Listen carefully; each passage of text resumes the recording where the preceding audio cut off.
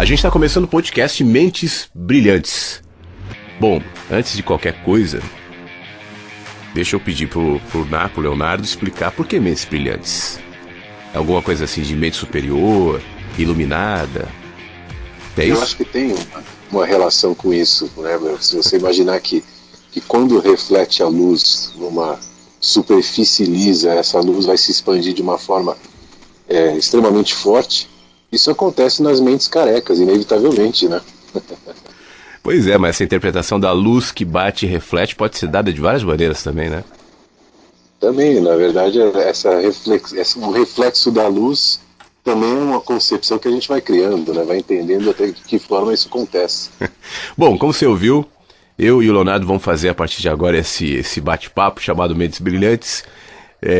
Dê o significado que você quiser a esse nome, mas a gente vai logo nesse primeiro, sempre vai ter um tema, vai ter uma ideia, e esse primeiro podcast nosso vai falar sobre uma questão que a gente sempre levanta. Aliás, não é uma questão nossa, é uma questão que não sei se você que está ouvindo a gente já levantou alguma vez, mas é o seguinte: e se todos estiverem errados?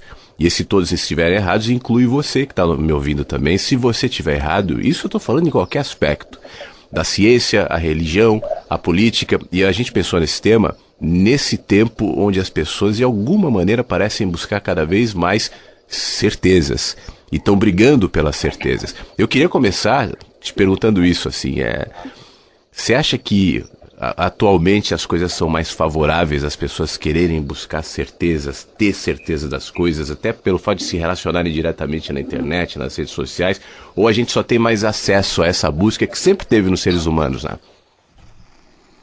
É engraçado que, se você for ver, essa pergunta pode ser feita de várias formas, né? E se nada do que você acredita for absoluto, né? Ou se tudo que você pensa pode se relativizar de alguma forma, o que inclui toda a crença pode ser de alguma forma contestada, porque a crença vem de um sistema de pensamento, de uma construção muito individual e muito atrelada à sua experiência, à sua vivência. Agora, até onde essa possibilidade de entendimento se completa e se fecha e termina ali toda a capacidade de entender determinado contexto, né? Eu até esqueci de falar na abertura, mas deixa eu falar agora, a gente já segue no papo. Que, bom, como você pode perceber, nós estamos falando da distância pelo celular, enfim, pelo WhatsApp, pela voz. Então, a qualidade às vezes fica um pouquinho diferente, enfim, mas tudo bem, tá dando para entender e por enquanto vai ser assim. Agora, a coisa e se aquilo que você pensa não for absoluto, né? Você colocou. Você acha que as pessoas têm necessidade de que seja absoluto para então poder acreditar numa coisa ou defender uma ideia? Eu acho muito interessante, se você pensar, respondendo também o que você tinha perguntado antes, eu não fui direto nesse ponto. A gente está numa época de muita informação, né? Eu me lembro, há pouco tempo atrás, a gente queria ver uma informação, você lembra? Tipo, abrir enciclopédia, né? Para ver o tema, para ver o que dizia sobre determinado assunto, uma resposta, né? Uma informação sobre um assunto. Ia na biblioteca. Ia até a biblioteca, enfim. Não tinha jeito. Ontem apareceu uma experiência interessante de ver um pássaro aqui. Eu moro no campo, no sul de Minas, e tinha um pássaro muito interessante que eu nunca tinha visto. Agora você imagina, isso há 20 ou 30 anos atrás, todo mundo que via o pássaro aqui nessa região, como é que se informava? Ou perguntar para alguém que conhecia, ou tentava ter uma referência de outra forma, mas nunca com a possibilidade que a gente tem hoje da internet. E eu encontrei que pássaro era, como ele fazia, quais eram os hábitos dele. Você tem muita informação e a possibilidade imensa de construir ideias. E com isso também você cria um monte de ilusão de acreditar que você chegou no máximo da informação de tudo, né? Mas se a gente for parar para pensar, nessa época em que não existia nem internet, nem luz elétrica, nem livros ainda, vamos voltar para antes do século XVI, quando a imprensa foi criada por Gutenberg. Antes disso, desde sempre, a impressão que dá não é que os seres humanos acham que de alguma maneira tem algum tipo de acesso a uma verdade definitiva e absoluta, ainda que hoje, por exemplo, a gente olhe para a ciência e veja que a ciência de 1000 anos atrás, ou 2000, enfim, era absolutamente pequenininha, estava engateando, enganada em um monte de certezas que naquele tempo parecia ser absoluta, como por exemplo a Terra ser o centro do universo. Isso até, até aquele momento aquilo era uma certeza definitiva, absoluta, tanto é que quando se começou a falar que a Terra poderia não ser o centro do universo, isso foi, antes de tudo, uma briga com os donos da certeza, que nesse caso era a religião, e a religião era muito misturada com a ciência também. Então parece que é um aspecto humano também, né? Então aí você chega numa coisa interessante, né? Será que a certeza é sempre baseada numa tentativa de elencar uma autoridade, como nesse caso de Galileu, que a gente estava falando, que a Terra era o centro do universo para a igreja, e para ele não? Aliás, não era nem o universo, era de um microsistema, porque não tinha essa concepção de várias galáxias, tudo, né? Mas enfim, e aí tinha a concepção da igreja dizendo, não conteste essa verdade que nós sabemos qual é. Aí você puxa para hoje a internet, tem muita gente dizendo com tantas certezas também. Será que essas certezas não estão sempre baseadas em um conhecimento maior em relação a alguém que vai dizer definitivamente o que é aquilo, e a gente precisa buscar sempre essas referências, e essas referências acabam dando essa ilusão de certeza? E talvez essa ilusão de certeza também não tenha a ver com um medo que o ser humano tem, na realidade não é nem medo, uma necessidade que o ser humano tem de tentar acreditar em que tipo de chão está pisando, e não admitir, por exemplo, que não sabe. Porque o que eu quero dizer é o seguinte, se a gente for parar para pensar, nós somos bichinhos, mais uma espécie, né? Aqui na Terra são muitas espécies de bichos. Essa é outra certeza que o ser humano acaba alimentando, que nós somos a espécie mais evoluída. Eu não tenho muita certeza em relação ao fato de que a gente é a espécie mais evoluída. O fato da gente criar tecnologia e gostar da nossa tecnologia não quer dizer que as abelhas não criem as próprias, ainda que a gente não saiba, né? E os outros bichos, a gente não sabe que tipo de tecnologia existe dentro de uma colmeia ou dentro de um formigueiro. A gente olha de longe, assim como as formigas ou as abelhas devem olhar pra gente também não entender nada da nossa tecnologia. Isso eu estou falando aqui, nesses bichinhos que povoam essa bola que está boiando no meio do nada. Aí você olha para o meio do nada, né, que são os planetas, é o universo. A gente tem uma noção de que isso seja infinito, provavelmente é, e o vazio que gera nesses bichinhos que não sabem por que chegaram aqui, não sabem quando vão embora, não sabem o que estão fazendo aqui. E aí a base também da filosofia, né? O que nós estamos fazendo aqui, de onde viemos, para onde vamos, da religião também. No fim das contas, essa necessidade de ter certeza não é uma tentativa de dar resposta a essa sede mais profunda, essa dúvida mais profunda do ser humano, que quando se olha de verdade fala, caramba, a gente é um bicho que está boiando no meio do nada, que a gente precisa de alguma coisa para se agarrar. Então, aí você vai voltando e vai chegando num ponto em que você percebe que mesmo essa dúvida e essa necessidade de resposta também foi construída ao longo do pensamento humano para chegar em determinado objetivo, em determinado entendimento que ele achava que seria absoluto, né? Então você não é nada, por não ser nada você precisa de alguma coisa maior. Mas esse nada que eu não sou, ou o vermezinho, ou a bactéria, diante da imensidão do universo, também é uma construção do pensamento de uma referência humana, né? Porque o bicho vive sem se preocupar com o que ele é ou deixa de ser, ou que posicionamento ele tem, qual tipo de objetivo e perspectiva. Ele está vivendo o dia a dia, né? Isso também foi uma construção humana direcionando o ser para uma tentativa de se engrandecer na medida em que ele conseguia entender que ele era pouco e esse pouco precisava de um mais, mas sempre referenciando. Se você não tivesse a comparação, essa medida do menos e do mais, o que a gente é, né? Agora, você não acha... Opa, peraí que dá uns retornos aqui. Como é que você acha, na verdade, que isso se projeta no dia a dia? A gente está indo profundamente, voltando lá para trás, para questões existenciais, filosóficas dos seres humanos, talvez tentando identificar a natureza dessa necessidade das respostas absolutas, prontas, definitivas. Mas isso está muito mais presente no cotidiano das pessoas que a gente pode imaginar. Não é só uma questão existencial, filosófica, da última resposta, Deus existe ou não existe. Essa busca, essa necessidade está presente todo dia, nas coisinhas ligadas, por exemplo, a política, as relações de autoridade entre o Estado e a população, a nossa necessidade de ter deuses, seja esse Deus um artista, um cantor, um político, isso não está presente? Então, aí você vê que está tudo entrelaçado, né? A partir do momento que eu crio essa identidade de que eu sou esse ser mínimo diante de uma referência maior e que eu tenho que buscar essa coisa maior, tudo produto e processo de um pensamento que foi sendo construído ao longo de milênios, eu vou alocando essa ideia em várias coisas, inclusive na política, né? E eu me torno, de certa forma, guerrilheiro dessa verdade, porque eu sei a verdade, eu conheço o que é o certo, o que é errado, como é que você pode contestar tal político, ou tal sistema, ou tal ideologia, porque eu tenho certeza que isso é a única verdade. E aí eu não dou margem para nenhum tipo de discussão, né? Agora, você acha que, de alguma maneira, essa busca pela verdade, a necessidade de ter uma resposta, de certa forma também não movimenta os seres humanos, e isso também não é, em parte, responsável pela criação da ciência, da tecnologia e até do próprio pensamento?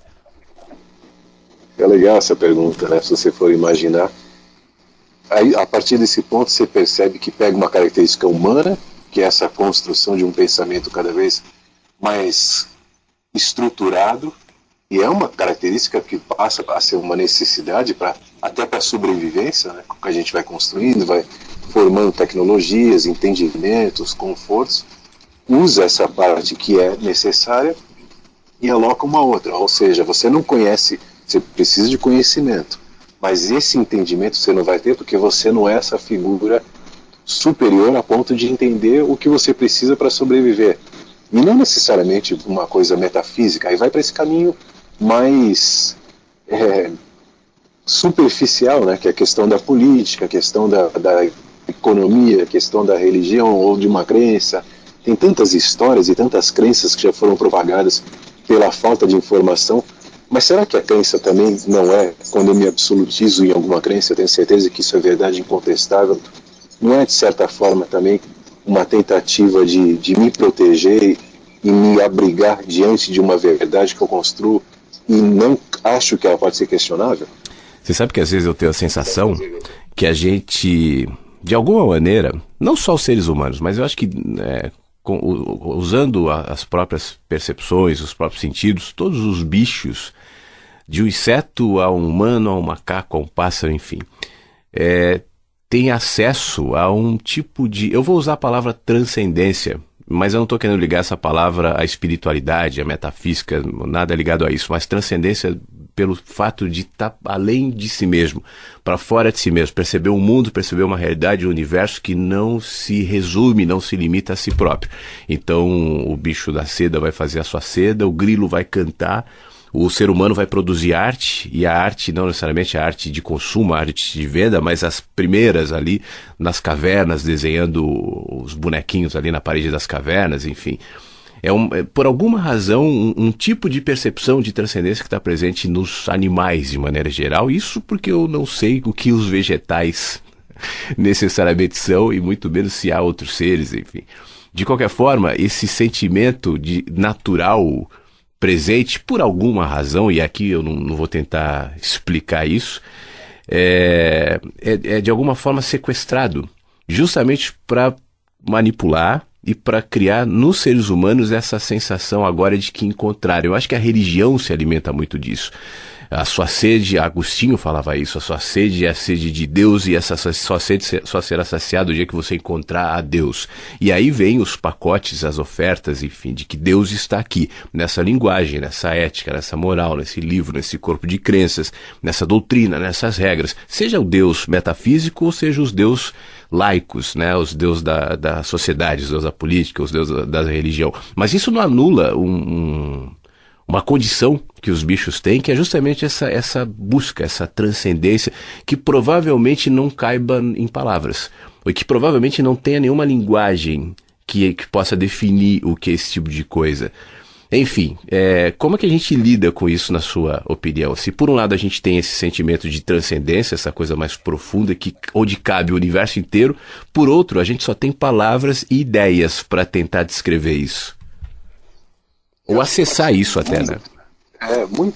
muita resposta. A gente pode ir por vários caminhos. Um que eu observo, que eu acho o mais simples e que para mim serve para eu construir esse entendimento, é que talvez seja uma característica biológica assim, de todos os bichos, incluindo o bicho homem, é essa tentativa de evoluir o próprio estado.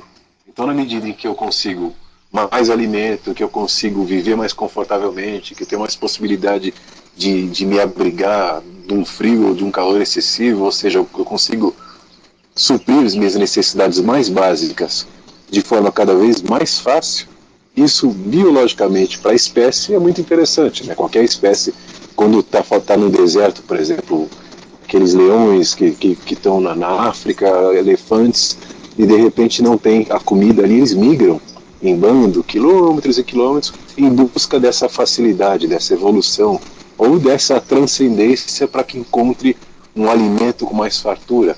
A gente está nesse processo também, de sempre construir e, de uma certa forma, alcançar algumas necessidades de forma mais tranquila, né? Porque o que eu estou chamando de transcendência também pode ser encarado como um processo até biológico, como você falou. A transcendência, como eu estava dizendo, não necessariamente é uma questão metafísica ligada a algum tipo de espiritualidade, mas esse próprio caminho de evolução, que é físico, inclusive, né? A gente nasce frágil e menor, e depois vai evoluindo até voltar a ser frágil e depois morrer. Como esse ciclo da vida, a gente nasce bebê, vai se desenvolvendo, na meia-idade a gente está distante de quando era bebê, e a partir do envelhecimento começa a voltar para aquele processo. A vida é esse ciclo, né? Talvez isso, em última análise, represente alguma coisa e seja, como eu estava dizendo agora há pouco lá atrás, aquilo que fomenta, né, todos os processos de evolução, seja o tecnológico, seja o biológico, seja o filosófico e seja o próprio religioso da humanidade. Talvez o problema não seja esse. O problema seja aprisionar esse tipo de anseio e tentar conectar ele a uma única explicação, a um único olhar. E aí eu volto para o tema desse nosso papo, né?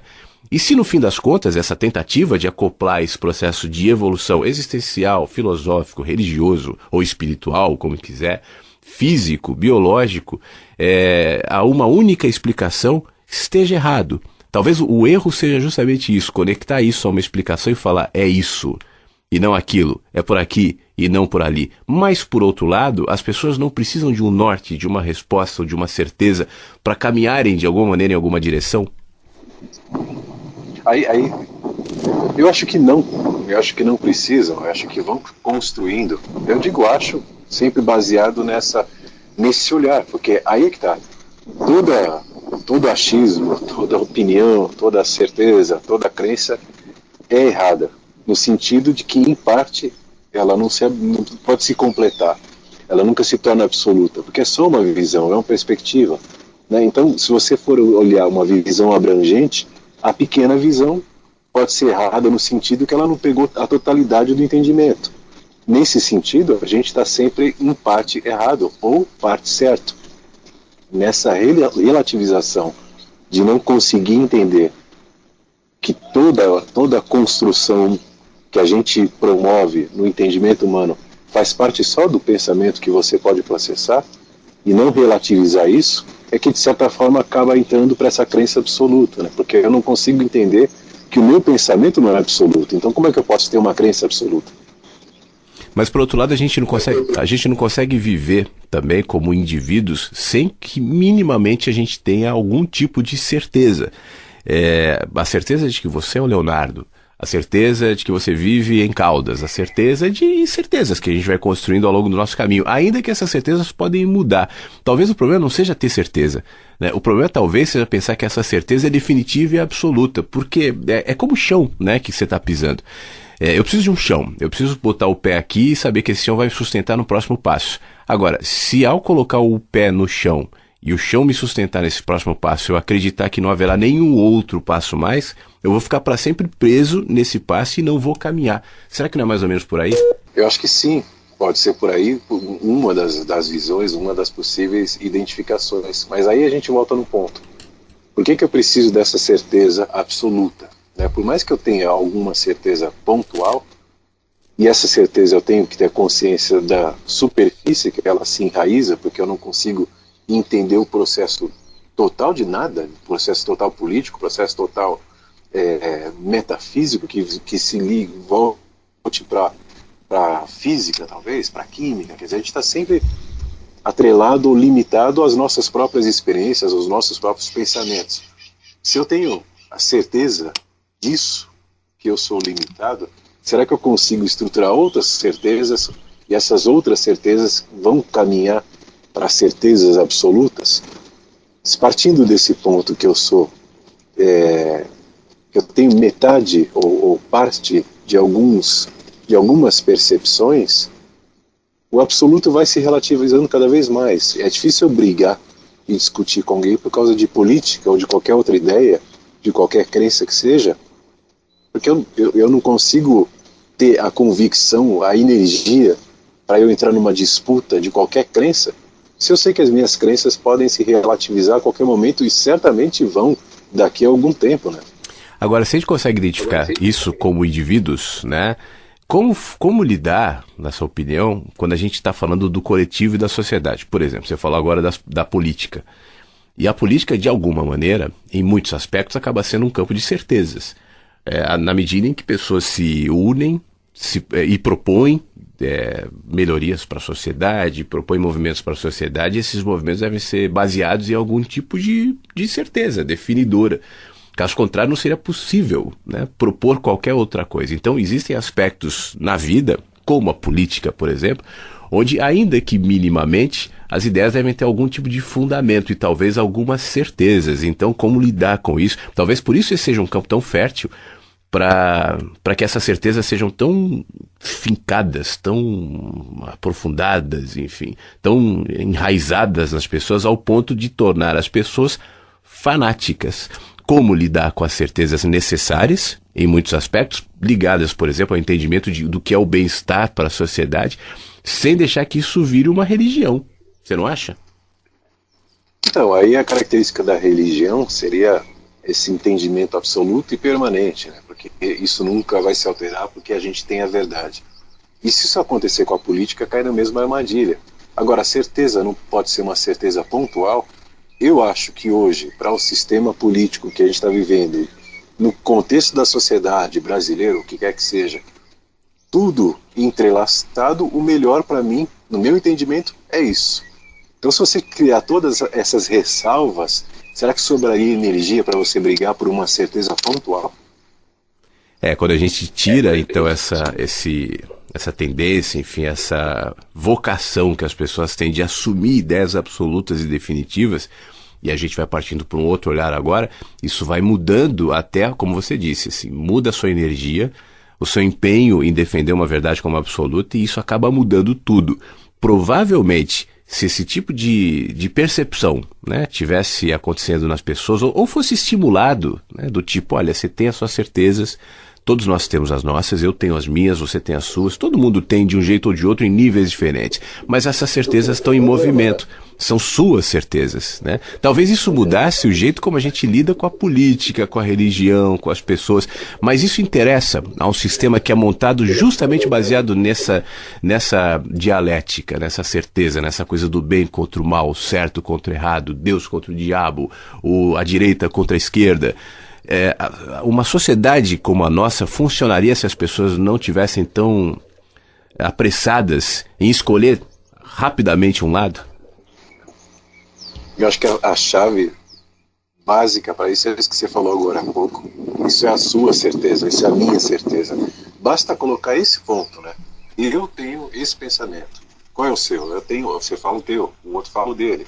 Sabendo que é o meu pensamento e não é a verdade, acho que já se desconstrói uma infinidade de possibilidades. Então eu não consigo me abraçar ou brigar por essa ideia, porque essa é só a minha certeza. Ainda que eu tenha certeza, eu acredito nisso, mas é só a minha certeza. Você pode contestar, você pode achar o que você quiser, e talvez eu não te acompanhe, não te entenda, ou não concorde, porque é a minha verdade, é o meu olhar. E aí tudo não tem muita capacidade destrutiva se você relativiza dessa forma. Agora, que o sistema vai sendo criado e sempre foi assim, não é um privilégio atual, nessa base de medo, de recompensa, de você seguir uma cartilha do certo e a partir desse momento você ganha uma série de recompensas e merecimentos, toda a estrutura religiosa, metafísica, hoje política, legal filosófica, né? Vai por isso, né? Sim, até a estrutura de leis, a estrutura toda é feita em cima disso. Claro. Você sabe que Não questione a lei, né? Sim, as autoridades, né? Eu tenho uma imagem que eu costumo dar em relação a essa história das certezas, das verdades, é o seguinte, eu pessoalmente, eu acredito que exista uma verdade absoluta. Porque eu acho que no fim das contas, a ciência, por exemplo, ela se move baseado nessa coisa. Deve ter uma verdade, porque senão não faria sentido eu fazer cálculos e imaginar que os cálculos se reproduzirão, encontrar fórmulas e imaginar que essas fórmulas me levarão a algum lugar. De alguma maneira, essa verdade absoluta pode ser encarada como um norte, mas que ninguém vai ter acesso nunca. Eu acho que a tal da verdade absoluta, se é que há, ela pode ser comparada a uma pedra de muitas toneladas e que a gente não é capaz de carregar. Porque se eu ou você ou qualquer pessoa tivéssemos acesso a tal verdade absoluta, primeira coisa, a gente estaria fora do tempo e do espaço. O próprio tempo e o espaço são relativos. Então, se a gente vai adotar o absoluto, né, eu preciso sair do tempo. E a minha cabeça não funciona fora do tempo. Eu preciso do passado, do presente, do futuro. Eu me vejo no passado, no presente e no futuro. Eu não consigo me ver fora do tempo. Mas é engraçado que dentro da gente existe uma dimensão que vive fora do tempo. Eu quando vejo uma pessoa muito velhinha, e essa pessoa às vezes dá sinais de que dentro dela ou dele, enfim, existe ainda uma criancinha. Aquele bebê que aquela pessoa foi, aquela criança que aquela pessoa foi, está presente de alguma maneira lá dentro. E quando a gente vai ficando mais velho, isso vai ficando muito claro, assim. Dentro da gente, os tempos, as percepções, as sensações, isso tudo se mistura. Apesar do corpo estar no tempo, o físico está no tempo, ele envelhece. Então, se eu tivesse acesso a tal da verdade absoluta, eu não seria minimamente funcional, porque eu não saberia lidar com as pessoas dentro das leis, dos códigos, das regras, da ética, que é necessária porque a gente vive numa sociedade de pessoas que têm interesses diferentes, olhares diferentes, criações diferentes, enfim. Eu não posso esperar de alguém que vive em Nova York, por exemplo, ter a mesma percepção e as mesmas demandas e necessidades do que alguém que vive aí, por exemplo, em Caldas, no meio da montanha. São percepções diferentes do mundo, então a gente precisa criar códigos, né, que vai intermediando essas relações, mas na medida que a sociedade vai evoluindo, os códigos também vão mudando. Então, eu não sei, às vezes me dá a impressão de que isso pode ser muito importante para a gente perceber como as nossas certezas são frágeis, né? Ela é só eu falei da pedra de toneladas, ela é só uma lasca dessa pedra de toneladas, e todo mundo tem acesso a pequenas lascas dessa pedra de toneladas. A lasca que eu tenho da pedra, ela é um pedaço desse absoluto ou dessa verdade, mas ela não é a verdade. Talvez ela se torne mais verdade se ela for se conectando com a sua lasca, com a lasca do outro, com a lasca do outro, e a gente vai juntando parte dessa pedra. O que você acha? Será que essa pedra também não é exatamente uma pedra, né? Foi uma concepção que a gente fez. É uma linguagem da pedra, né? A estrutura atômica da pedra, você vai encontrar uma série de elementos, uma série de verdades que eu não tenho acesso, né? Por isso essa pedra é uma coisa imensa que eu não consigo suportar, porque a quantidade de informações que ela carrega é uma coisa imensa para a minha capacidade de entendimento. Agora, e se não for necessariamente uma verdade, um absoluto, existe esse absoluto, for uma série de absolutos, uma série de estruturas, uma série de verdades, e nenhuma delas eu tenho acesso à totalidade. Quer dizer, eu consigo acessar parte de cada processinho, ou uma parte muito ínfima de cada processinho. Mas se as verdades forem muitas, entrelaçadas em um sistema, um emaranhado de informações, que para que eu tenha acesso a isso, eu precisaria reconstruir toda a configuração do pensamento, coisa que não é possível diante da nossa imensidão, ou da nossa pequenez diante dessa imensidão. A gente não tem a estrutura, mesmo biológica, mesmo mental, para armazenar informações tão avançadas quanto são tantas informações que o universo, por ser desse tamanho, tem, né? Pois é, aí eu volto para aquela coisa mais pragmática e funcional. Apesar disso, né, a gente vive numa sociedade E essa sociedade precisa de regras, precisa de balizamentos, precisa a princípio, de algum tipo de alguma coisa parecida com política. A sensação que eu tenho é que a sociedade sempre vai ter alguma coisa parecida com religião, seja lá o que for, chame de religião ou não. Isso pode se projetar até na expressão artística, até nos afetos que as pessoas nutrem em relação às outras, enfim. Mas de alguma maneira, algum tipo de, e abre aspas aqui, de espiritualidade, algum tipo de relação, algum tipo de entendimento legal, ético, moral, enfim. Isso, de um jeito ou de outro, vai estar presente na sociedade como sempre esteve. Lá atrás, nos primeiros e ancestrais códigos, né, que eram certamente diferentes desses, como os da Idade Média, como os de hoje, e os de daqui a 200 anos ou 1000 anos, que serão diferentes de agora. Então, você acha que existe um princípio para a gente criar essas regulações que não seja ligado a essa identificação absoluta de isso é o bem, isso é o mal, isso é o certo e o errado? Porque, e sendo um pouco mais claro até na pergunta, esse é um dos argumentos daqueles que precisam de uma percepção absoluta do tipo: se você continuar viajando como vocês, mentes brilhantes, estão, não vai se criar uma sociedade com regras, com leis, com éticas, tudo vai ser relativizado. Então você pode matar, então você pode roubar, você pode qualquer coisa porque o ser humano pode tudo. E aí como é que se resolve esse dilema, esse impasse de uma sociedade que tem gente que, se pudesse tudo, faria tudo mesmo, precisa do balizamento da lei, enfim, da regra, e ao mesmo tempo o entendimento de que, ainda que a lei me defina que isso é errado, numa perspectiva mais ampla, talvez não seja, e se todos estiverem errados. Como é que a gente lida com isso? Como você fica falando, e eu tô imaginando assim, como o ser humano se desequilibrou, né? Então se eu não tenho lei, então eu posso tudo, posso matar, posso fazer o que eu quiser. Você não pensaria um pensamento desse, uma atitude dessa, em qualquer uma das outras milhares de espécies, né? Todas cumprem um certo cronograma, todos têm uma certa linha de ação, de reação. O ser humano tem essa infantilidade de achar que, se ele não tem umas regras que sejam acima dele e façam com que ele esteja achatado diante desses pensamentos, então ele pode tudo. É a criança que, quando o pai libera, ele está tranquilo e liberado para fazer a festa que quiser, ir para onde quiser. É sempre aquela exposição, aquela revelação de uma coisa que está ali enraizada e inconformada, né? Essa possibilidade de expandir, de entender cada vez mais, eu cerceei lá atrás por essa crença absoluta. Eu podia ter achado que era uma crença pontual, e essa pontualidade pode ser para uma hora, pode ser para um dia, pode ser para um mês, eu não sei quando ela vai se desconstruir. Eu sei que ela é pontual. Mas eu acredito que é tudo absoluto, e acreditando que é tudo absoluto, quando eu imagino que possa não existir um pequeno absoluto, então agora eu posso tudo, né? Será que isso também não tem a ver exatamente com o exemplo que você deu, assim, da criança que precisa do pai, da autoridade e tal para fazer as coisas? Será que isso não tem a ver com o jeito de manter as pessoas sob controle?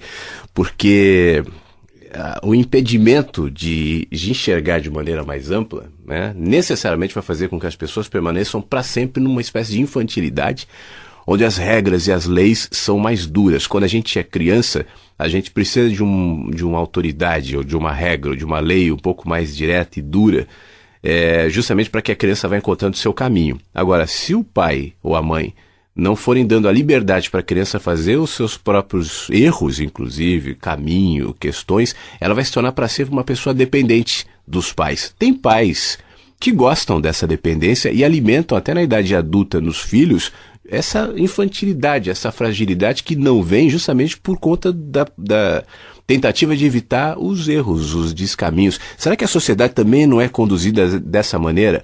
Porque senão não precisaria do padre, não precisaria do pastor, não precisaria do político, não precisaria da autoridade, dos policiais. Os exércitos seriam questionados, o sentimento de patriotismo seria relativizado, enfim, a sociedade viraria de cabeça para baixo. Você acha que, em parte, não é por isso que a gente, desde cedo, acaba vivendo nesse estreitamento, assim, nesse olhar de que tem que ser isso e não pode ser de outra maneira, caso contrário a sociedade se torna inviável? Então, eu tenho certeza que sim. Certeza até agora. Pode ser que daqui a 2 minutos a gente conversando já mudou essa certeza, mas por enquanto Eu acredito que essa infantilidade é um reflexo de um achatamento milenar que foi levando de geração para geração, sempre ensinando que você é essa figura miserável, pecadora, ínfima, não consegue achar nada, mas tem alguém que pode te ajudar. E aí eu vou criar hierarquias e autoridades para que eu possa me situar diante de qualquer vivência. Eu vou crescer sempre nessa perspectiva. Eu preciso de autoridades, o mundo precisa existir uma hierarquia, porque eu sozinho eu sou muito pequeno. Por mais que seja uma realidade, né? Diante da imensidão do universo, a gente é extremamente pequeno. Mas qual referência a gente tem para dizer que alguma coisa seja mais do que isso? A não ser o próprio pensamento construído em milhares de anos e dizendo isso a todo momento. Porque essa construção de entendimento referencial, que eu sou pequeno, que eu sou grande, também é uma característica exclusivamente humana, né? A princípio, né? Eu não sei como é que é com os outros também, né? Você vê nas reações. Bom, né? a gente vê até entre os mamíferos, os animais, tem o que manda e não manda, tem o macho alfa, tem o líder, enfim, isso também é uma dimensão nas relações, né? Então, mas será que não é uma coisa muito específica? A gente volta para essa coisa pontual, né? Não é naquele momento o animal, vamos dizer, o líder ali é o mais forte para aquele tipo de atitude, para aquele tipo de ação, ou é o mais experiente e até ali se segue.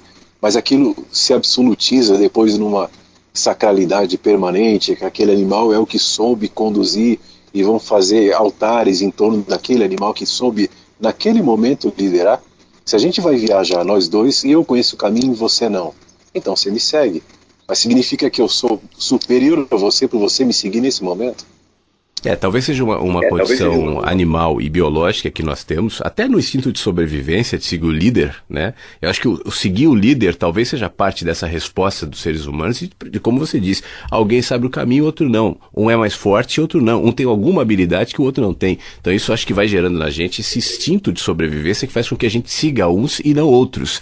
Agora, o problema é você pegar isso que é um instinto de sobrevivência e transformar isso em algo metafísico ou sacro, né? E aí a gente vai elegendo os nossos deuses, os nossos ídolos, enfim. Você sabe que eu tenho uma imagem do macro que se projeta no micro, que é o seguinte: a gente não... Essas questões que a gente está levantando, óbvio que a gente sabe que isso não tem fim, né? Isso sempre vai caber mais uma ideia, um pensamento, uma dúvida, uma mudança, enfim, como a gente tem dito, não há um teto para o pensamento.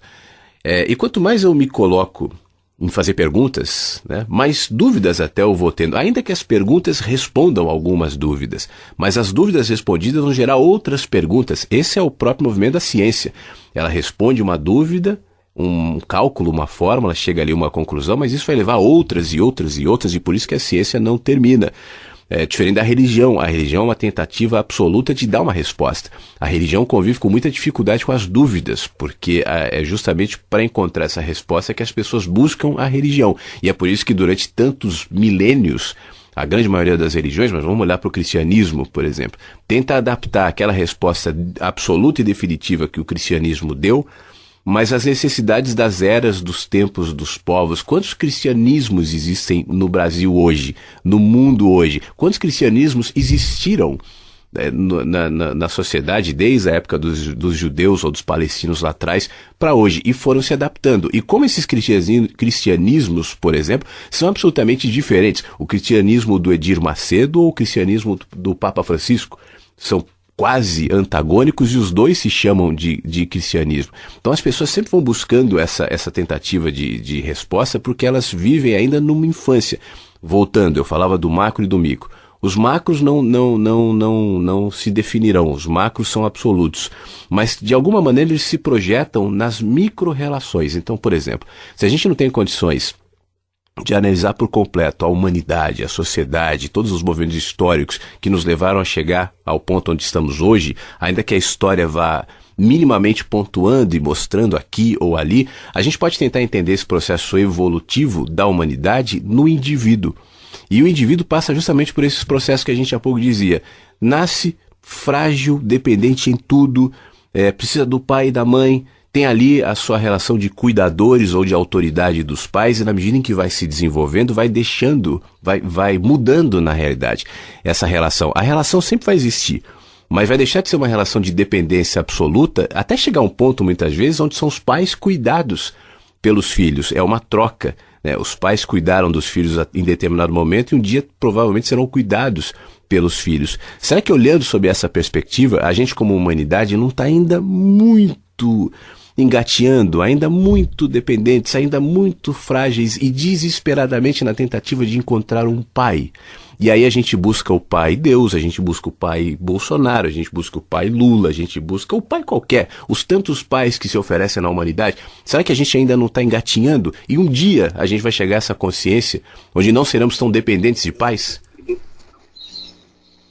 Então, essa é uma certeza que nem pontualmente eu tenho, que a gente um dia chegaria nesse entendimento. Eu não sei. É provável que outros entendimentos venham, mas quais? Eu vejo como uma referência. A gente vai criando essa dependência absoluta, e essa dependência absoluta de autoridades, de líderes que nos ensinem, quer seja o pai, ou o político, ou o médico, de repente. Isso não significa que essa dependência tem que se tornar crença, né? Se eu tenho uma doença e vou ao médico, ele me diz o que é essa doença, eu posso acreditar e ter certeza que ele tem coerência e está falando uma realidade. Agora, isso significa que eu vou me tornar um seguidor desse médico em todos os aspectos? Talvez a nossa capacidade seja tão limitada que a gente encontra um referencial que realmente tem um valor, que realmente tem uma possibilidade de amplificar o meu olhar, e eu acredito naquilo, diante da certeza que eu tenho hoje. Agora, essa certeza não pode ser baseada só naquilo, como no exemplo que a gente estava falando antes, da gente ir com alguém que conhece o caminho e seguir. Ele só indica o caminho, não significa que ele sabe mostrar toda a vida. Porque outros aspectos da vida, quando a gente chegar num caminho, talvez eu conheça um restaurante melhor que ele que tem ali no lugar, e a gente possa comer melhor, coisa que ele não sabia, eu pude apresentar. Então eu vou sempre relativizar as certezas, por mais que pontualmente, ou em algum momento, alguém tenha uma certeza e seja válida, e seja interessante para mim naquele momento, né? Mas por que eu preciso criar essa qualificação que as certezas são absolutas e políticas, religiosas, o mestre iluminado me disse, eu não questiono?